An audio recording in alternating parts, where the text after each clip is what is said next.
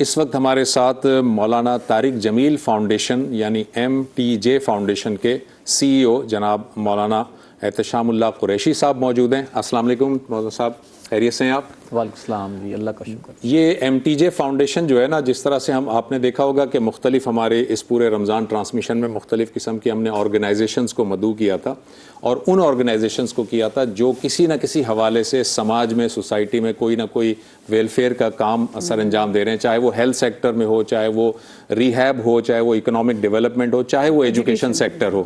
تو اسی حوالے سے آج ہم گفتگو کریں گے MTJ فاؤنڈیشن کے CEO صاحب سے۔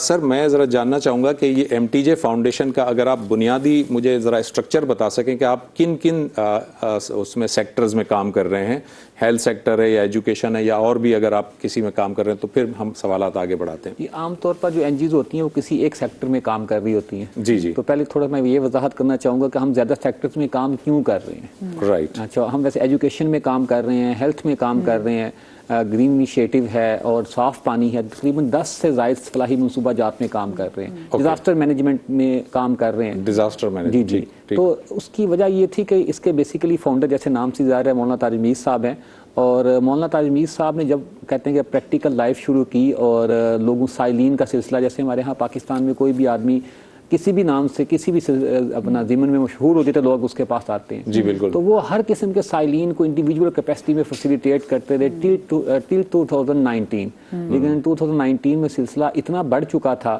کہ ایک تلمبہ میں ایک بازار حسن تھا جس میں مولانا نے پورے بازار حسن کی کفالت کی ذمہ داری لے لی کہ آپ میری بیٹیاں ہو، میری بہنیں ہو، اور آپ کی میں جو ہے خواہشات تو پوری نہیں کر سکتا لیکن ضروریات کا کفیل بنوں گا۔ تو وہی جو کفالت ذمہ لی تو تقریباً وہ 4 ملین روپیز تھے۔ تو اس میں پھر ڈیسائیڈ ہوا کہ ایک ادارہ بنانا چاہیے، اور اس ادارے نے کوئی نیا کام نہیں کیا۔ مولانا طارق جمیل صاحب جو سروسز انڈیویجول کیپیسٹی میں دے رہے تھے ایک دو اسسٹنٹ کے ساتھ، اس کو پراپر جو ہے ہم نے آرگنائز کر دیا۔ صحیح صحیح۔ اچھا صاحب، مجھے بتائیے گا ہیلتھ سیکٹر میں آپ کیسے کام کر رہے ہیں؟ کیا کوئی کلینکس آپ کے انڈر ہیں، یا پھر وہ لوگ جو بیمار ہوں تو آپ کے پاس آ کے فنڈز لے سکتے ہیں اپنے علاج کا، وہ کیسے کام کر رہے ہیں؟ جی، اس میں بالکل شروع تو ہم نے کلینک سے کیا، اور پہلے تو شروع میں مولانا جو کر رہے تھے وہ آؤٹ سورس کر رہے تھے، ہم نے اپنا کلینک بنایا اور MOU دیگر ہاسپٹل کے ساتھ کیا۔ ایک اسکریننگ کلینک ہے جس میں لوگوں کو اسکریننگ کر کے آگے بڑے ہاسپٹل میں بھیجا جاتا ہے، اور ان بڑے ہاسپٹل میں ہم پھر خود کیونکہ ڈائگنوسس بہت زیادہ جی علاج کرواتے ہیں۔ لیکن پھر اس میں جو سب سے پہلا ہمیں ایک نیڈ فیل ہوئی کہ علاج کے راستے میں سب سے پہلا سٹیپ جو ہے وہ ڈائگنوزس ہے۔ اگر اور ایک غریب آدمی، ایک مڈل کلاس آدمی، اس کے پاس ہیلتھ کے لیے کوئی بجٹ نہیں ہے، جب اس کو کوئی بیماری آتی ہے تو آپ سوچ نہیں سکتے کہ وہ ٹالتا رہتا ہے، وہ میڈیکل سٹور پہ جا کے وہاں پہ کہہ کہ مجھے کوئی دوائی دے دو، وہ ڈاکٹر کے پاس ہی نہیں جائے گا۔ جب وہ ڈاکٹر کے پاس جائے گا تو ڈائگنوزس کی ایک ٹیسٹ کی ایک لمبی لسٹ ہوتی ہے۔ تو اس میں پھر ہمیں یہ فیل ہوا کہ ہمیں سب سے پہلے جو ہے ڈائگنوسٹک سینٹر بنانا چاہیے۔ تو 2022 میں ask lab and diagnostic centre کی بنیاد رکھی میاں چنو کے اندر۔ ہم نے چھوٹے شہر سے شروع کیا، عام طور پر بڑے شہر میں بہت سی NGOs کام کر رہی ہوتی ہیں، تو مولانا کی سوچ یہ تھی کہ ہم اپنے علاقے سے ہی شروع کریں اور یہی ہیڈ آفس بنائیں۔ تو لوگوں کا کہنا یہ تھا کہ HR نہیں ملے گا، تو اللہ کا شکر ہے کہ ایک سسٹمیٹک ادارہ بھی ہے، پراپر HR بھی مل گیا۔ تو آسک لیب جو ہے ہم نے میاں چنو سے شروع کی، یہ کمپلیٹ پیتھالوجی ریڈیالوجی لیب ہے جس میں کمپلیٹ بلڈ ٹیسٹ ہیں اور ریڈیالوجی کی سٹی اسکین، الٹرا ساؤنڈ، اور فری آف کاسٹ ہے۔ ایبسلیٹلی ہاں، فری آف کاسٹ، بالکل بالکل۔ یہ جو ڈیزرونگ لوگ ہیں جو ان کے لیے فری آف کاسٹ ہے، اور جو عام لوگ ہیں ان کے لیے بھی رینون لیب سے 80% لیس ریٹ۔ آپ لوگ کا کرائٹیریا کیا ہے جس سے آپ لوگ یہ جج کرتے ہیں کہ جی یہ شخص ہے، یہ ڈیزرونگ ہے؟ بہت اچھا۔ ایک تو جتنے بھی پروجیکٹ ہیں اس میں ہر پروجیکٹ کا کرائٹیریا ڈیفرنٹ ہے، لیکن اس کا ہماری جو NGO کی ایک بائی پروڈکٹ کہیں وہ سسٹم ہے کہ ایون کہ مولانا کے کہنے سے بھی کام نہیں ہوتا، یہ مولانا کی طرف سے اچھی بات ہے کہ سسٹم، کیونکہ ڈسپلن مینٹین کیا۔ مولانا فرماتے ہیں کہ شخصیات ادارے بناتی ہیں اور سسٹم ادارے چلاتا ہے۔ ہمارے ہاں اگر پاکستان کا اگر سب سے بڑا مسئلہ ہائی لائٹ کیا جائے وہ نان سسٹمیٹک ہے، تو وہ سسٹم کو پروموٹ کیا گیا، اس میں جو بھی آدمی آئے وہ ویلفیئر ڈیسک موجود ہے، وہاں جائے اپنا اپلیکیشن لکھوائے۔ جو تو ہیلتھ کے معاملات اس میں زیادہ ڈیپ ڈائیو نہیں جاتے، اس کی وجہ ہوتی ہے کہ ایک بندہ بیمار ہے تو لازمی بات ہے کہ اس کو اگر فرض کریں وہ ناجائز بھی اس نے کوئی لے لی مراد تو کوئی صحت ہی لی ہے نا۔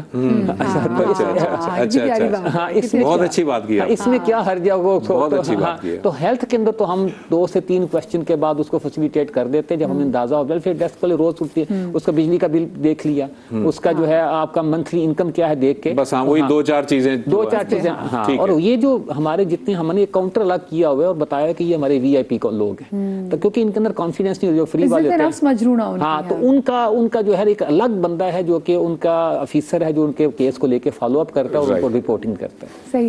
اچھا بتائیں، جو اپنا گھر کے نام سے آپ نے بیواؤں اور ان یتیم بچوں کی جو کفالت کا ایک یہ بھی آپ لوگوں کا ایک نیا پروگرام ہے، ذرا اس حوالے سے بتائیے گا، اور اس میں کرائیٹیریا کیا ہے کہ کتنے سال تک جو ہے آپ ان لوگوں کو لے سکتے ہیں؟ بہت اچھا، جزاک اللہ آپ یہ سوال کرنے کا. اچھا، اس میں بھی پھر وہی نیڈ بیس پروجیکٹ شروع میں بہت سے لوگوں کو، بیواؤں کو راشن دے رہے تھے، اور راشن کے اندر پھر یہ بہت سے آرفنس کے کیسز ہمارے پاس آتے تھے. تو پھر ہم نے ورکنگ کرنا شروع کی کہ آرفن، پہلے تھا کہ آرفن ہاؤس بنائیں. تو آرفن ہاؤسز کی جب ورکنگ کی تو یہ سامنے آیا کہ بچے کا تو نو ڈاؤٹ بڑا اچھا کام ہے، لیکن ایک گیپ سامنے آیا کہ بچے کا باپ پہلے چلا جاتا ہے اور جو آرفن ہاؤس میں جانے کے بعد بچہ ماں سے محروم ہو جاتا ہے. تو کیوں نہ ایسی بہت سی ایسی خواتین جن کی ایج 25 سے 35 ایئر، کیونکہ ہم اپنے گھر میں بیٹھے ہوتے تھے، ہمیں سامنے نظر نہیں آتا باہر کیا میزربلٹی ہے، کتنی ضرورت ہے. تو ہمارے پاس روز کیسز آ رہے ہوتے تھے. ہمارے پاس بہت سے ایسے کیسز آ گئے، 25 سے 35 سال کی عمر، 2 بچے، 3 بچے، 4 بچے، اور خاوند کی ڈیتھ ہو چکی ہے یا کسی وجہ سے ڈائیورس ہو چکی ہے، اور پیچھے سسرال بھی قبول نہیں کر رہا، پیچھے میکا بھی قبول نہیں کر رہا. تو ایسی خواتین کو پھر ہم نے سروے کے ذریعے سے ان کی جب شیلٹر دیا، ہاں ان کی جو ہے ہم نے ان کی لسٹ ڈاؤن کیا، اور پھر ہمیں خیال ہے کہ ہم آرفن کیئر ہاؤس بنانے کی بجائے ایک پوری فیملی کو اڈاپٹ کریں، ایسی فیملی جس کو معاشرہ جو ہے قبول کرنے کے لیے تیار نہیں. امپاور پھر آپ خواتین کو کیسے کریں؟ امپاور کرنا بھی ضروری ہے. امپاور کرنے کے حوالے سے ہم نے پھر اس میں پوری فیملی کو اڈاپٹ کرنے کے پیچھے سوچ بھی یہ ہے کہ اس پوری فیملی کو ہم نے اڈاپٹ کرنا ہے، خواتین کو امپاور کرنا ہے، بچوں کو تعلیم دینی. پورا ایک ٹاؤن بنا دیا اپنا گھر کے نام سے، جس میں 102 گھر ہیں، مسجد ہے، مکتب ہے. اچھا، وہیں پر وہ لیا، وہیں پہ بساتے ہیں، وہیں بسا کے ان کو اپنا گھر الاٹ کیا جائے گا. ابھی 102 گھروں میں سے 20 گھر بن چکے ہیں. اپنا گھر کا نام اس لیے ہے کہ یہ انشاءاللہ خاتون یہاں سے اپنے بچوں کے لیے اپنا گھر بنا کے نکلے گی. اور کسب کے ساتھ ہی ایک ٹریننگ سینٹر شروع کیا جس میں ان کو امپاور کرتے ہیں. اور یہ کب سے چل رہا ہے سر یہ اپنا گھر کا پروجیکٹ؟ اپنا گھر کا پروجیکٹ ہم نے پچھلے سال لانچ کیا. پچھلے سال لانچ کیا، جس میں آپ کہہ رہے ہیں 20 گھر اس وقت بس چکے ہیں. 20 گھر بن چکے ہیں. ابھی الاٹمنٹ شروع ہے، انشاءاللہ اللہ اس میں شفٹ ہو جائیں گے لوگ.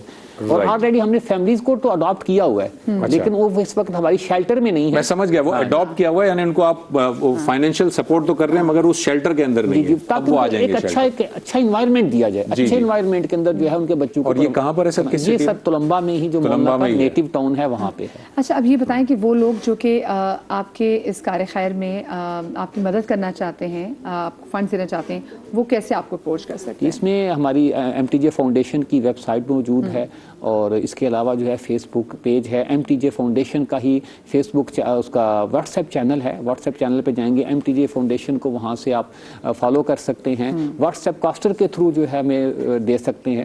تو اسی طرح جتنی بھی میزان بینک کی ایپ ہے، ایپ میں آپ ڈونیشن سیگمنٹ میں جا کر وہاں پہ زکوٰۃ و صدقات کو سلیکٹ کر کے مولانا تاج امین فاؤنڈیشن کو سرچ کریں. وہاں جا کے جو ہے آپ ایزی پیسہ، تمام جو ہے اکاؤنٹس موجود ہیں. صحیح، ٹھیک ہے. بہت شکریہ جی. ہمارے ساتھ موجود تھے مولانا طارق جمیل فاؤنڈیشن کے CEO جناب مولانا احتشام اللہ قریشی صاحب.